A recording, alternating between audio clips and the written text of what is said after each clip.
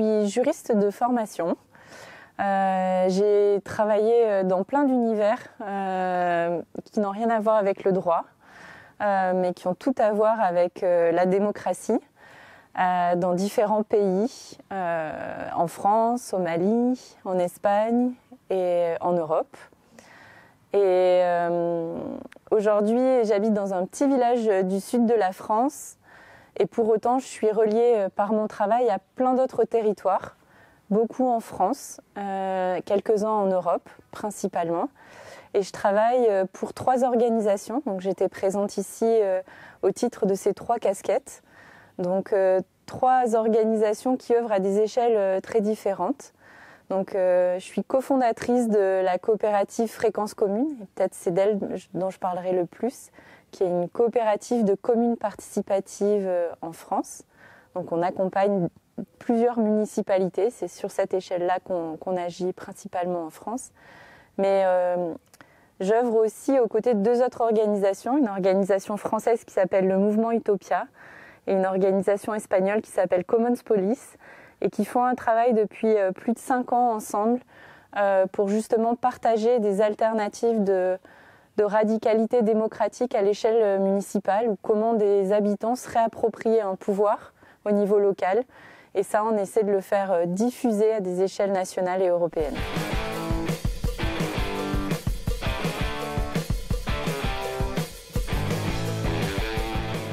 Prendre soin, pour moi, c'est la perspective la plus transformatrice, parce qu'elle va des individus au collectif jusqu'aux institutions, qu'elle induit de prendre soin de soi-même, de ses collègues, de la façon qu'on a de travailler, de décider ensemble, des politiques publiques qu'on veut, mais aussi du climat, de la nature, des enfants, du sensible en fait.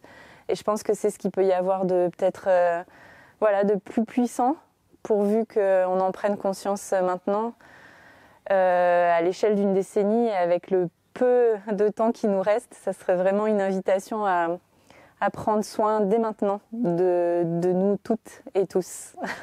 Dans le courant municipaliste dans lequel je suis, il y a une phrase, une sorte de credo qui dit qu'il faut soigner autant le processus que le résultat.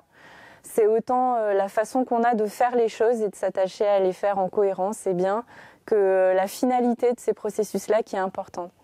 Et pour nous, en termes de stratégie, alors je pense qu'avec les 3 organisations auxquelles je contribue, on se retrouve beaucoup dans ce credo-là. Et peut-être que je parlerai plus de ce qu'on fait avec Fréquence Commune.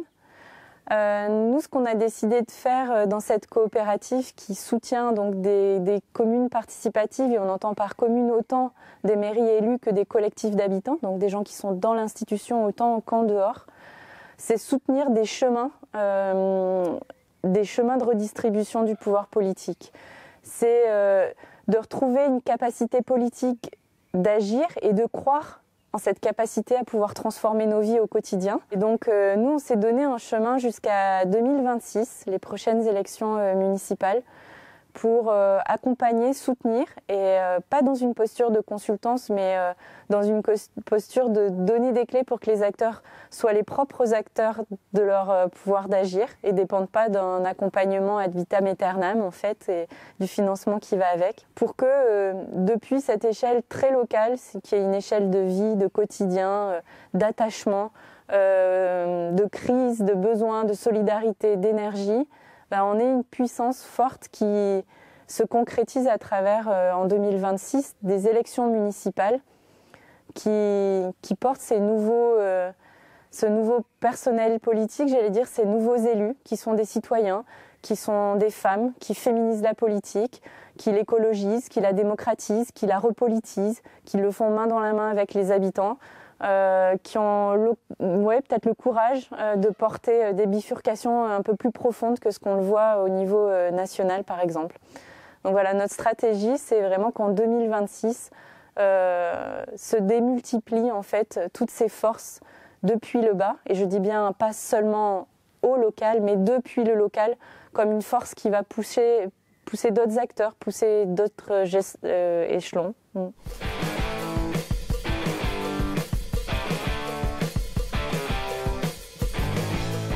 Le premier obstacle, c'est une barrière culturelle.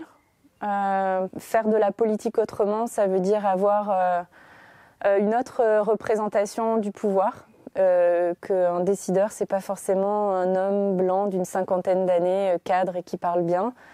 C'est aussi prendre le pouvoir pour le partager, avoir une autre habitude de pratiquer le pouvoir peut-être, donc une autre représentation culturelle, d'autres imaginaires.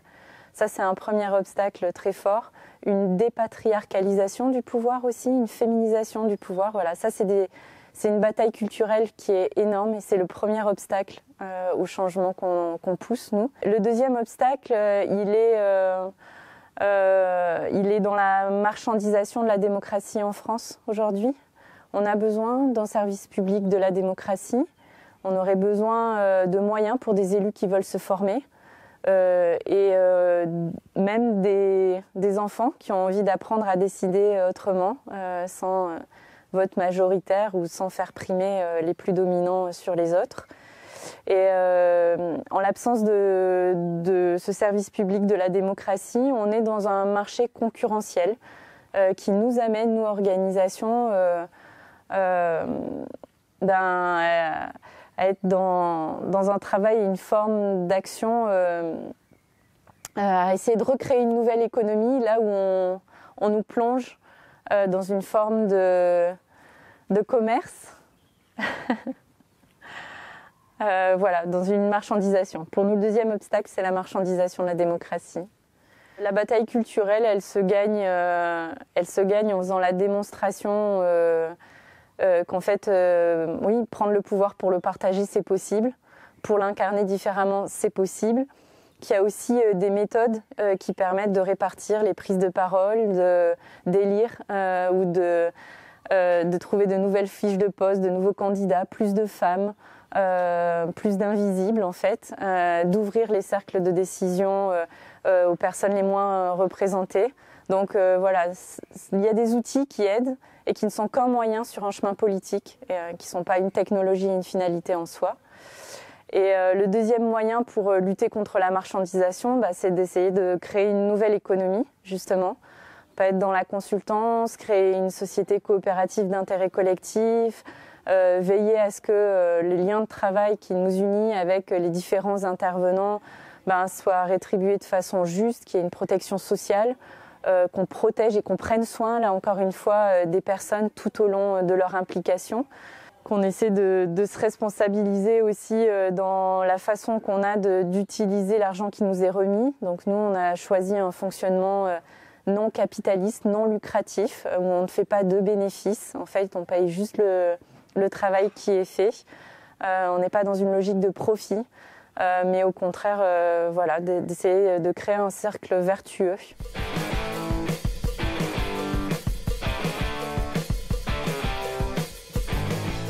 Justement, on intervient avec des communes participatives, donc souvent aussi des municipalités élues.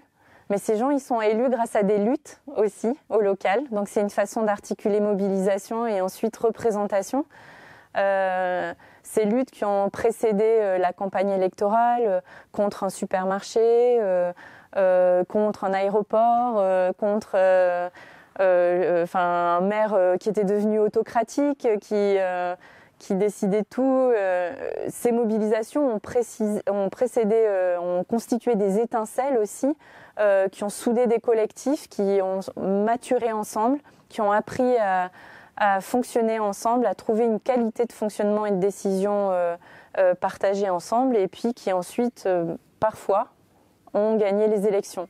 Et depuis, les municipalités continuent d'avoir ce souci municipaliste de gouverner en ayant un pied dans l'institution et 1000 pieds dehors, en s'appuyant sur les dynamiques sociales, en mettant les conditions d'un terreau et d'un jardin démocratique, c'est-à-dire soutenir le secteur associatif, soutenir l'initiative habitante, coporter ensemble des projets, faire de l'interpellation citoyenne, faire de la pétition citoyenne, voilà, revoir le financement ou le fonctionnement d'un service public de l'eau, y mettre plus d'usagers qui vont contrôler démocratiquement le fonctionnement de cette régie, la qualité de l'eau, la place des entreprises du territoire dedans, etc. Donc là, il y a vraiment une mobilisation des parties prenantes qui précède parfois la politique municipale ou qui, au contraire, la fertilise au quotidien quand les équipes municipales recherchent à s'appuyer sur ce vivier au niveau social et au niveau des associations.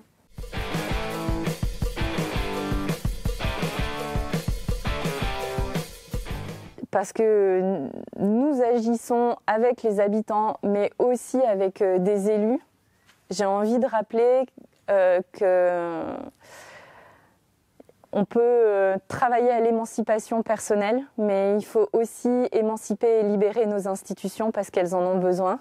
Et pour moi, c'est deux engagements, deux mobilisations qui sont conjointes et qui vont de pair, en fait, qu'on ne peut pas abandonner l'une pour l'autre, mais avoir ce souci de libérer les gens dans leur vie, mais de libérer nos institutions aussi pour qu'elles permettent justement cette émancipation dans nos quotidiens. Ça veut dire qu'on doit transformer les institutions. Aujourd'hui, nos institutions, elles sont administratives, elles sont verticales, elles sont hiérarchiques, elles sont de l'ordre de la domination, elles sont à l'initiative et elles peu à l'écoute de la contribution des habitants. Elles en ont peur ou elles n'en ont pas les moyens, ou alors elles ont une responsabilité pénale qui les en empêche, par exemple. Donc on a des marges de progression de ce côté-là pour faire des institutions qui coïncident avec l'époque et les enjeux de l'époque et qui soient plus à l'écoute et plus dans la coopération avec des énergies notamment habitantes.